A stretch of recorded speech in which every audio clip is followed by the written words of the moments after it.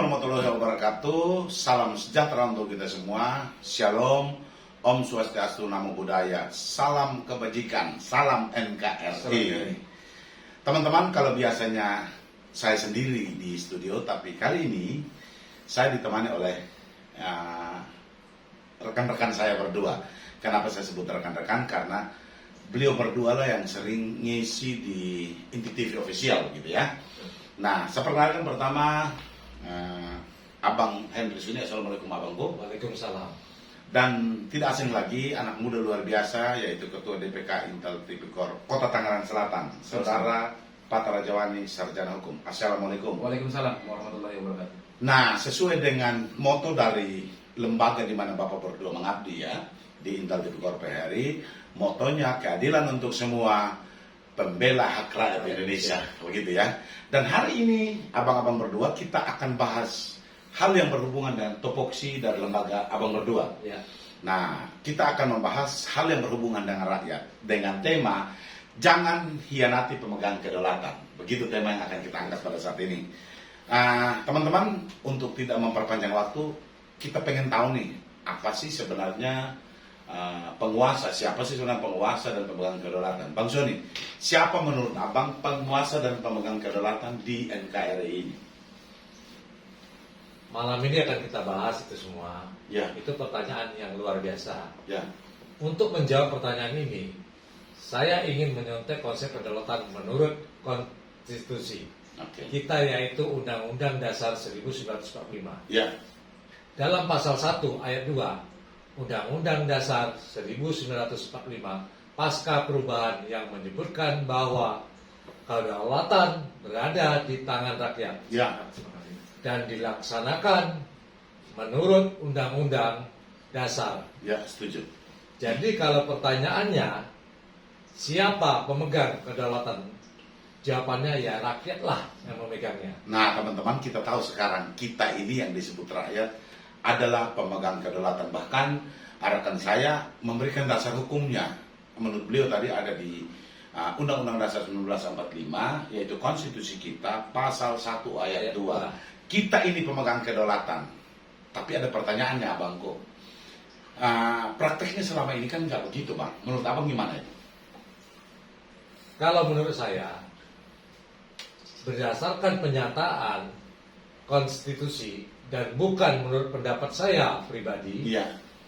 maka jawaban atas pertanyaan tentang siapa penguasa dan pemegang kedaulatan di NKRI Ya. adalah seluruh rakyat Indonesia. Setuju sekali. Sekali lagi saya tekankan, ingatkan, jawabannya adalah seluruh rakyat Indonesia. Ya. Termasuk saya. Ya, termasuk kita semua ya. Termasuk yang Anda lagi pada nonton. Iya, setuju. Termasuk juga yang memegang KTP Indonesia atau seluruh rakyat yang mengaku bertanah air di Indonesia, berbangsa Indonesia, dan berbahasa Indonesia. Setuju sekali, Bang, bahwa ketika kita berbicara tentang pemegang kedaulatan ya kita ini, Betul. gitu, kita semua, termasuk kita yang lagi bicara di studio, termasuk teman-teman. Terima kasih sekali, Bang. Artinya abang membuka lagi satu wawasan untuk kita bahwa kita ini pemegang kedaulatan, loh, jangan minder gitu ya, jangan takut. Kita ini rakyat pemegang kedaulatan. Setuju sekali. Sebagai pemegang kedaulatan, abang sudah memberikan pemahaman kepada kita bahwa sebagai pemegang kedaulatan ya kita mesti berani untuk menyatakan kami ini pemegang kedaulatan. Oke, terima kasih Bang Sony. Saya beralih nih ke adinda saya, Dinda Patah. Pak Patah, kalau menurut Bapak gimana? Kalau menurut saya tentang konsep kedaulatan ini, saya mengambil pendapat para ahli seperti John Locke, Montesquieu, dan J.J. Rousseau. Ya, betul, setuju. Beliau bersepakat dan merumuskan bahwa teori kedaulatan rakyat menyatakan kekuasaan tertinggi dalam suatu negara berada di tangan rakyat. Setuju. Poin penting inilah yang menjadi dasarnya teorinya para ahli tersebut. Ya. Teori ini lahir mengimbangi kekuasaan raja ataupun pemimpin agama pada masa itu yang bersifat monopower atau berkuasa tunggal. Setuju. Itulah sebabnya dalam teori kedaulatan rakyat, teori ini menjadi dasar dari negara-negara yang menganut demokrasi, termasuk negara kita Indonesia tercinta. Setuju sekali. Negara yang menganut paham demokrasi pasti juga menganut paham kedaulatan rakyat. Betul sekali Pak. Yang menempatkan rakyat sebagai pemegang kedaulatan seperti yang disampaikan Pak Soni tadi, dan penguasa atas negara. Setuju? Oke, lalu bagaimana kita memahami konsep kedaulatan itu sendiri, Pak Pata? Dalam memahami konsep kedaulatan, kita sebaiknya melihat histori terbentuknya sebuah negara berdasarkan dua asas. Yang pertama asas Pactum Unionis dan Pactum Subjectionis. Ya, setuju. Pactum Unionis adalah perjanjian antar individu untuk membentuk negara. Sedangkan Pactum Subjectionis adalah perjanjian antara individu dan negara yang akan dibentuk. Ya. Oleh karena itu, perjanjian tersebut menentukan bahwa individu memberikan mandat kepada negara atau pemerintah. Ya. Mandat rakyat diberikan agar pemerintah mendapat kekuasaan dalam mengelola negara berdasarkan konstitusi yang ditetapkan pada saat berlangsungnya Pactum Subjectionis. Setuju sekali, Pak. Artinya bahwa kalau ada pengelola negara, penyelenggara negara itu mendapat mandat dari rakyat gitu ya. Betul sekali. Untuk melakukan pengelolaan terhadap negara. Setuju. Saya beralih lagi sedikit ke Pak Soni. Pak Soni, lalu bagaimana sih kita memahami kedaulatan menurut Pak Soni?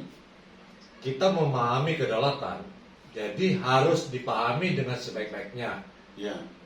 Bahwa ukuran dalam mewujudkan kedaulatan rakyat, ukuran dalam penyelenggarakan pemerintah, dan ukuran dalam mengelola negara Ya.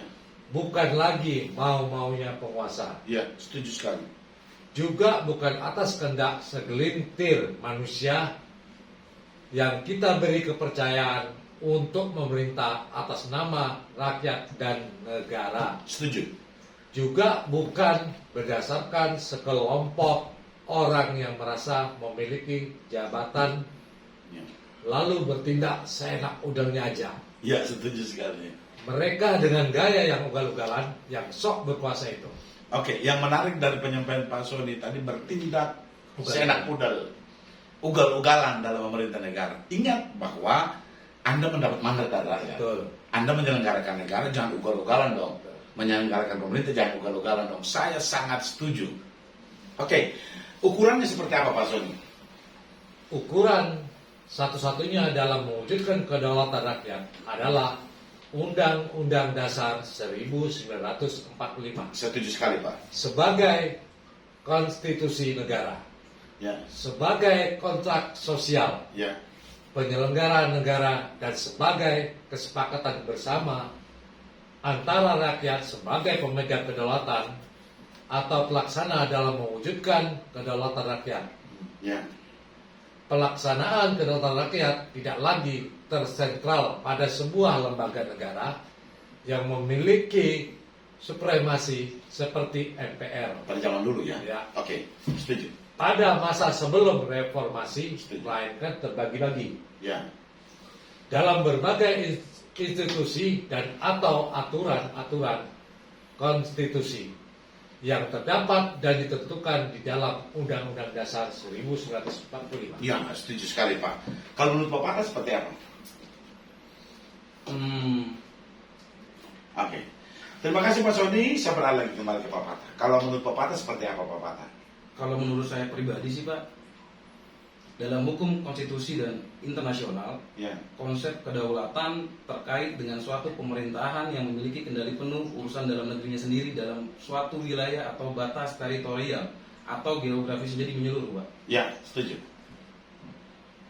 Dan dalam konteks tertentu terkait dengan berbagai organisasi atau lembaga yang memiliki aturan hukum sendiri sesuai karakter rakyat dan seharusnya tidak mengebiri, tidak mempecundangi, tidak menipu, dan tidak menggutaikan posisi rakyat sebagai pemegang kedaulatan dan kekuasaan tertinggi di Indonesia. Saya setuju sekali. Tidak boleh mencuri, mengebiri, mengambil alih posisi rakyat sebagai pemegang kedaulatan tertinggi. Setuju Pak. Gini Pak Pata, hubungan demokrasi dan pemerintahan oleh rakyat itu seperti apa menurut Bapak? Hubungan demokrasi dengan pemerintahan oleh rakyat, yang harus kita pahami adalah kalimat pemerintahan dari rakyat berarti mereka yang duduk sebagai penyelenggara pemerintahan adalah pelaksana dari kehendak rakyat Ya, setuju yang sekali. terdiri atas rakyat itu sendiri dan memperoleh dukungan rakyat. Ini yang harus dipahami. Betul.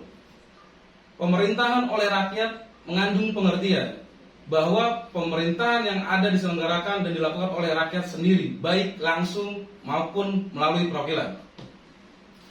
Sedangkan kalimat pemerintahan untuk rakyat sudah sangat jelas mengandung pengertian bahwa segala upaya dan hasil pengelolaan negara hanya diperuntukkan bagi kepentingan rakyat semata. Setuju. Ini adalah prinsip kedaulatan rakyat dapat dilakukan melalui sistem langsung maupun sistem perwakilan. Ya. Inilah kedaulatan rakyat yang sesungguhnya. Negara yang kita dirikan ini milik rakyat dan berada pada kekuasaan rakyat. Setuju sekali, Pak. Dan kaitannya tentang hubungan erat dengan pengertian perjanjian masyarakat dalam pembentukan asal muasal negara. Ya. Negara terbentuk karena ada perjanjian masyarakat. Perjanjian masyarakat ini yang menjadi dasar atau dengan istilah kontrak sosial Ya. sebuah negara. Ya, setuju sekali. Oke. Oke teman-teman, saat ini kita sampai pada kesimpulan. Pak Sony, apa kesimpulan dari diskusi kita malam hari ini?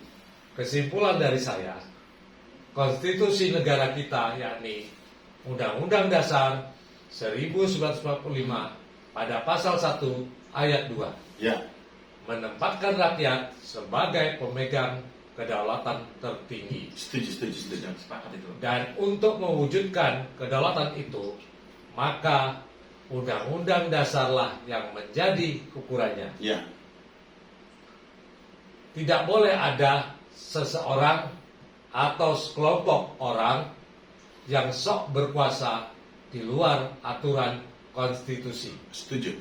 Setiap produk hukum yang menjadi turunan konstitusi tetapi bertentangan dengan konstitusi adalah bentuk pelanggaran yang harus dihapus sesegera mungkin. Setuju. sekali itu. Karena itu akan melegitimasi tindakan penyelewengan oleh alat negara, Ya. penyelenggara negara, penyelenggara pemerintah, yang pada akhirnya mereka melakukan pengkhianatan terhadap rakyat sebagai pemegang kedaulatan tertinggi. Setuju. Terima kasih Pak Sony. Pak Patah, Adindaku, apa kesimpulan? Ya, kesimpulan dari saya, Indonesia adalah sebuah negara demokrasi dan hukum. Ya. Maka pemegang kedaulatan itu adalah mutlak rakyat. Setuju. Perwujudan kedaulatan rakyat adalah konstitusi yang dipakai untuk melayani rakyat. Ini harus digarisbawahi. Setuju. Sedangkan pemerintah, penyelenggara negara, pejabat, dan aparatur pemerintah adalah alat kelengkapan bernegara yang dipakai konstitusi untuk melayani rakyat. Setuju sekali.